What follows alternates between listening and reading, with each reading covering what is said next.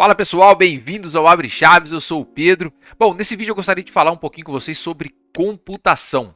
Eu já recebi inúmeras vezes uma pergunta assim, qual que é a diferença entre computação tal, curso tal, curso tal. Então, a gente sabe que computação está em alta, né? Então tem alguns anos já que desenvolvedores, nós vemos, é uma das profissões mais bem pagas. Inúmeras oportunidades para você trabalhar para o exterior e ganhar em dólar, ganhar em moeda de outros países e ganhar ainda mais dinheiro. E se hoje há uma profissão que talvez te permita acumular um pouco de riqueza, pode ser essa área de tecnologia. Vamos falar sobre isso.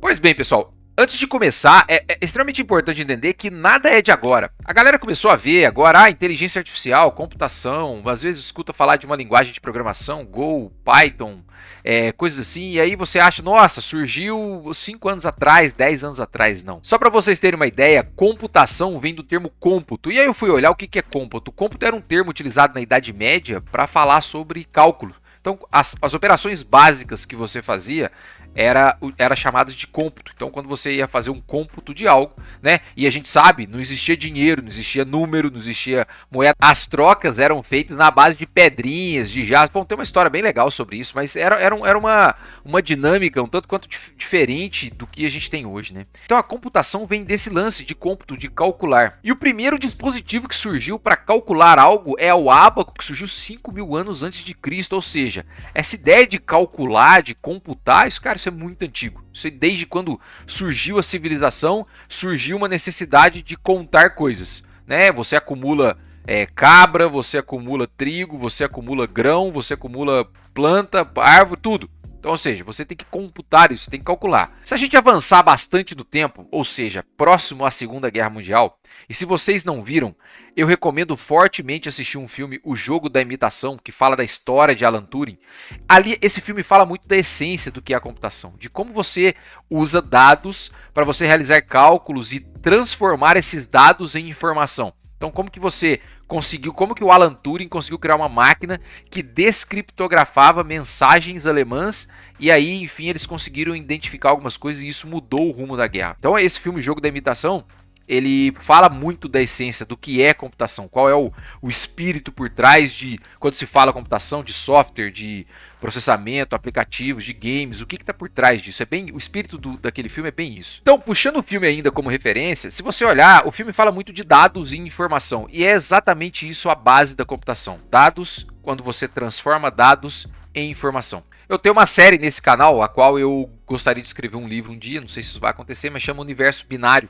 E eu falo da história da computação, quais foram esses processos, as transformações, as combinações, como que uma máquina de costura se transformou em um computador. Então eu passo por esse processo, eu vou citar essa série outras vezes. Mas se você não viu, quiser um tempinho, clica aqui no cardzinho, que é uma série interessante. Mas quando a gente pega a evolução, né, da tecnologia, a gente olha mais ou menos ali na década de 50, e aí nesse período da Segunda Guerra, vindo da esteira, talvez desde a Revolução Industrial, então são séculos aí de evolução de máquinas, a sociedade entendeu que era possível você construir máquinas que automatizavam as coisas. E aí que surgiram as primeiras máquinas de cômputo, as máquinas de cálculo. E nisso a sociedade civil se organiza para criar grupos que discutem aquela coisa. Assim como nós estamos vendo grupos, fóruns, etc., discutindo sobre inteligência artificial, naquela época você estava discutindo sobre o surgimento da computação. Então lá por volta de 1950, uma associação dos Estados Unidos, né, chamava Associação das Máquinas Computacionais, ou algo assim. Eles cunharam, né, eles proporam o termo ciência da computação. Foi a primeira vez, ou seja, como eles entendiam que a computação, o que eles estavam produzindo ali, e a computação, obviamente, naquela época não tem nada a ver com a computação de hoje, né? Era a base, estava começando, eles estavam entendendo quais eram os princípios matemáticos e naturais acerca do que era calcular, transformar dados em informação, sabe? É uma coisa muito rústica. Mas naquele momento eles entenderam que a computação era um aspecto natural de exploração, de experimento, apesar de não ser algo de tentativa e erro como você vê em outras ciências como química, biologia, que tem aspectos mais observacionais ou experimentais, né? A computação ela é muito matemática, ela é prova, ou seja, você faz um cálculo matemático e aplica aquele cálculo para colher os resultados. A computação é isso, você escreve um algoritmo e executa esse algoritmo para colher esse resultado no final. No entanto, apesar dessas diferenças, eles proporam esse termo, ciência da computação. Então foi a primeira vez que surgiu a ideia de ciência da computação, lá por volta de 1950. Só que o mais maluco de se pensar é que do mesmo jeito que nós vemos hoje trends no TikTok, sei lá, Instagram, Reels, etc. Ou seja, você vê que termos novos vão sendo, por tentativa e erro, sendo inseridos na sociedade, e aí cada dia surgem palavras novas e termos novos. Cara, os caras não conseguiam emplacar a ciência da computação na sociedade da primeira vez. Então eles tentaram termos dos mais diversos. Olha só, eles tentaram Turing Engineer, ou seja, Turing engenheiro, que é uma analogia aí entre engenheiro e a máquina de Turing. Turologista, ou seja, você partia da máquina de Turing, então o cara que trabalhava com isso era turologista.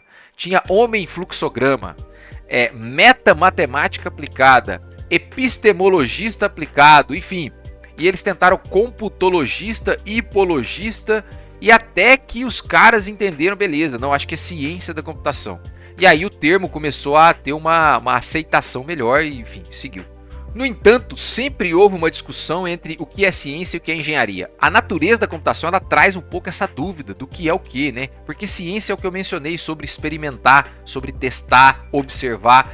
E a engenharia é mais aplicação, é mais você fazer e colher os resultados. E aí, na medida que a computação foi avançando, ela mesma foi se desmembrando em outras coisas. E a partir da ciência da computação surgiu a engenharia da computação, sistemas de informação, tecnologia da informação, engenharia de software mais recentemente, e aí foram se desdobrando em novos termos. E aí eu fui fazer uma pesquisa aqui na Sociedade Brasileira de Computação, olha só. Se a gente olhar, olha que coisa interessante aqui, ó. Aqui tem um histórico de eventos, né? Isso aqui é meio chato, mas só é legal pra gente entender. Então, como eu disse lá, por volta de 50, teve essa associação que propôs o curso Ciência da Computação. Mas uma das coisas legais que eu vi, cara, é que a Segunda Guerra, ela é um conflito muito complicado. Então você cria muitos imigrantes, né? Muitas pessoas vão embora e tal, e vão para outros países. Então, o Brasil recebeu muito imigrante. E um desses imigrantes, eles eram cientistas, eram engenheiros e tudo mais. E aí eles ajudaram a computação ser construída no Brasil. E aí, para vocês terem uma ideia, o IME, né, que é o Instituto Militar de Engenharia, ele tinha um projeto que foi divulgado recentemente, eu nem sabia, mas chama Lourinha, que era o primeiro computador brasileiro. Ou seja, o Brasil começou a desenvolver tecnologia para criar computadores. Hoje, tecnologias que você vê talvez só em Coreia, Japão, Estados Unidos, Holanda, enfim, alguns países, né, mais desenvolvidos e com a ciência mais desenvolvida, o Brasil já teve nessa esteira, o Brasil já tentou iniciar seus projetos, né? E aí, na medida que foi avançando, então na década de 60, as universidades brasileiras começaram a receber computadores. O ITA também criou um computador, e esse foi talvez o primeiro divulgado, que se chama Zezinho. Mas nesse momento, né, os departamentos das empresas, e engraçado, né, eu comecei a trabalhar na indústria por volta de 2010, e o termo Centro de Processamento de Dados, CPD, ainda era muito utilizado, aliás, ainda é, né? Ou seja, os locais onde existiam computadores que eram capazes de fazer cálculos eram chamados de Centro de Processamento de Dados. Isso começou na década de 60. E aí, lá em 70, na década de 60, 70, é que começaram a surgir os cursos de computação no Brasil. Então, os primeiros programas de mestrado, enfim, aí começaram a surgir aqui nas universidades. E aí a gente pode ver o que aconteceu. Depois vieram os eventos acadêmicos e assim por diante. Então, para não ficar muita teoria, esse papo chato, eu vou mostrar para vocês uma perspectiva minha, né, de como eu entendo que esses cursos se combinam e misturam nesse meio todo, né, aqui dentro do contexto Brasil, talvez. Vamos lá. Tá, aqui vocês estão vendo uma série de bloquinhos, né? Esses bloquinhos representam um computador. Basicamente, é a estrutura de computador. Essa estrutura ela é organizada num formato de uma pilha, ou seja, um bloquinho em cima do outro. Lá embaixo, você tem a CPU, que é o processador. O processador é a unidade mais básica de processamento de computador, ou seja, é a última camada onde vai ser realizado o cálculo. Quando a gente tem um app, uma coisa que a gente está rodando, sei lá, um game, uma aplicação de IA, ou alguma coisa que a gente está rodando no celular, no PC, algum lugar, tá nessa camada de cima aqui, aplicações, ou seja, a primeira camada. E aí lá embaixo nós temos a CPU, que é o hardware. No entanto, para comunicar com a CPU, nós precisamos, e não só a CPU aqui no caso, né? Nós temos todos os hardwares, né? Uma placa de vídeo, a memória, uma série de outras coisas. Aqui está representado como CPU, mas é todo o hardware do computador. Mas para comunicar com esse hardware, nós precisamos de uma espécie de software que se chama firmware. Ou seja, o firmware é o software que vai dentro dessas placas que habilitam as funções dessas placas. Acima dos firmwares nós temos os drivers, ou seja, que permite que um sistema operacional, Windows, Android, iOS, Linux, converse com os hardwares através dos drivers, aí vem os firmwares e tal. Depois dos sistemas operacionais, nós temos protocolos de rede que permitem aplicações conversarem entre si, ou diferentes computadores conversarem entre si. E depois vem as aplicações. Então as aplicações, aqui dentro desse esquema, você pode questionar a ordem de sistema operacional ali e tal, mas é só para a gente entender do que se trata. Ou seja, então as aplicações vêm lá na camada de cima. Na medida que a computação foi evoluindo, ou seja, essa camada foi subindo, porque lá atrás, cara, só existia máquinas e a forma delas calcularem era com cartões perfurados, era uma coisa muito rústica. Então é como se só existisse essa camada de baixo. Na medida que foi evoluindo, eles entenderam que a engenharia, que é essa camada de construção, a parte mais básica, comunica muito com a engenharia elétrica, com a parte de eletricidade, de parte física e tudo mais. Eles deram o nome de engenharia. Falou, cara, então a gente tem que talvez dividir um pouco as coisas. Vamos dar o nome de engenharia, que é uma camada mais básica, mais baixa aqui dessa plataforma. O engenheiro, supostamente, era para ser uma pessoa capaz de desenvolver uma placa, e essa placa tem um aspecto específico, né? Por exemplo, a placa de vídeo. A placa de vídeo ela tem um sistema de memória diferente, barramentos diferentes, ela tem processadores diferentes do que um computador convencional. Ela é capaz de realizar inúmeros cálculos, principalmente cálculos matriciais, para games e agora para IA, para mineração de criptomoedas, então tem diferentes aplicações. Mas é uma engenharia ali pensada de como construir uma placa, os softwares dessa placa e tudo mais, tá? Isso supostamente. E aí a ciência, ela pega uma camada logo mais acima, que é a camada mais próxima da aplicação, ou seja, você entender todo o software, todo o fundamento matemático do software, toda a matemática discreta, lógica formal, teoria de conjuntos, enfim, uma série de outras coisas, para que você seja capaz de construir softwares dentro dessas máquinas computacionais, no caso de um PC. E aí, logo em seguida vem os sistemas de informação e tecnologia da informação, que é para tratar mais a parte de aplicação. No entanto, e aí vem o ponto, o pulo do gato, todos esses cursos, tanto engenharia, ciência, sistemas de informação, tecnologia da informação, estudam a matemática por trás do software.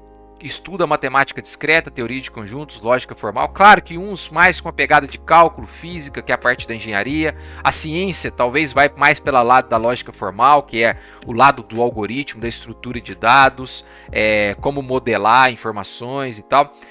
E os sistemas de informação e tecnologia da informação talvez tire um pouco da bagagem de engenharia e a bagagem pesada da matemática e permitam que as pessoas atuem mais na área de programação e tudo mais. No entanto, todos os cursos, eles atuam quase que da mesma forma. Eles aprendem as mesmas coisas, ficando a cargo daquele cara que está estudando esses cursos descobrir o seu caminho e se desenvolver. E aí que tá a magia da computação, cara. É aí que a computação é legal, porque você pode seguir seu próprio caminho, basta você ter um computador, ter curiosidade, você pode estudar as coisas que você precisa. E quando você começa a mergulhar numa linguagem de programação e entender todos os recursos que a linguagem ela te fornece, você começa a entender o que é software. Quando você entende o que é software, você naturalmente entende o que é um sistema computacional, o que é uma CPU, ou seja, como relaciona memória e processamento e como você utiliza desses recursos para criar um software. E aí, na medida com que você vai aumentando de senioridade, você começa a entender isso com muito mais clareza. Então eu acho que inicialmente a ideia era que você dividisse esse conjunto, todo o campo da computação em engenharia, ciência, sistemas de informação, tecnologia da informação. E agora engenharia de software também, que tá nessa camada mais superficial. E quando eu digo aqui superficial ou camada mais baixa, isso não diz nada ao mérito, ou é mais ao grupo de conhecimento foco do que exatamente ao resultado. Então, mais uma vez, assim, todos os cursos eles são capazes de aprender e estudam muito das mesmas coisas. Então, eu já trabalhei com pessoas que formaram em sistema de informação, em ciência da computação, eu me formei em engenharia da computação, mas eu tenho visto muitas pessoas se formarem em engenharia de software e todas elas, quando vão para o mercado, normalmente disputam as mesmas vagas. Essas pessoas sabem as mesmas coisas, ficando ali a critério de cada pessoa que se especialize naquilo. Tem gente que vai para o lado da web, tem gente que vai para Java, C Sharp, tem gente que vai um pouquinho no nível ali, não vou dizer baixo, mas médio, C++, vai baixo nível, vai trabalhar com firmware, com drivers, vai trabalhar com C, ou outras linguagens, e a galera de ciência de dados, de IA, vai para Python. Ou seja, independente da formação, essas pessoas têm o conhecimento e o know-how de trabalhar com qualquer dessas coisas. Então você, mesmo o cara que faz SI ou ciência da computação, ele pode trabalhar mais no baixo nível, desenvolvendo firmwares e drivers, porque ele acaba entendendo qual é o espírito da computação, o que se faz. E o cara da engenharia trabalha em aplicações. Eu trabalho com games. Então, muitos engenheiros estão trabalhando com IA. Obviamente que cabe um belíssimo disclaimer aqui, e eu não mencionei faculdades. Eu não estou dizendo que os cursos de sistema de informação, ciência e computação ou mesmo engenharia são iguais. Obviamente que existem faculdades que ensinam sistemas de informação, ciência e engenharia de forma boa, com excelência, e tem faculdades, obviamente, que ensinam de maneira porca. Então, se você for escolher estudar computação, saiba escolher o curso, saiba ler sobre a faculdade, ver o que ela te oferece e escolher o melhor caminho. Talvez uma diferença entre os cursos seria, o que eu poderia dizer é que a engenharia ela tem mais horas de estudo, o currículo é um pouco mais extenso. Então, no final das contas, talvez você tenha um pouco mais opções e ferramentas para trabalhar. Você tem um leque maior de áreas nas quais você pode atuar, inclusive fora da computação. A formação de engenharia, ela naturalmente ela habilita muitas vezes esse profissional a trabalhar em outras áreas, áreas da economia, áreas da administração, de gestão, tudo mais. Claro que os outros cursos também podem fazer isso, né?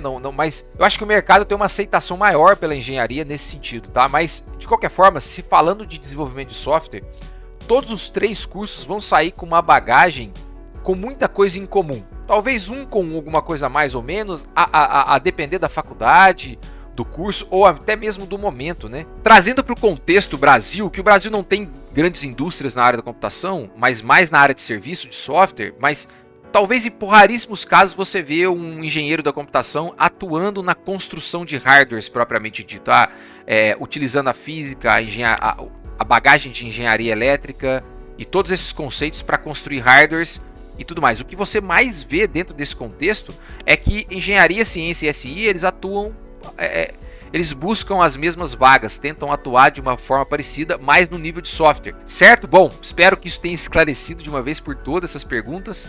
Se alguém me perguntar agora, eu vou apontar esse vídeo. Espero que você tenha gostado. Se você gostou, não esquece de deixar aqui o joinha, compartilhar, deixe um comentário. Aprecio muito sua colaboração com esse canal. E é isso, dá um trabalho do cão fazer esses vídeos, porque eu tenho que... São muitos minutos gravando, depois eu tenho que editá-los. Enfim, sei que você não tem nada com isso, mas só um desabafo. É isso aí, pessoal. Valeu, até a próxima.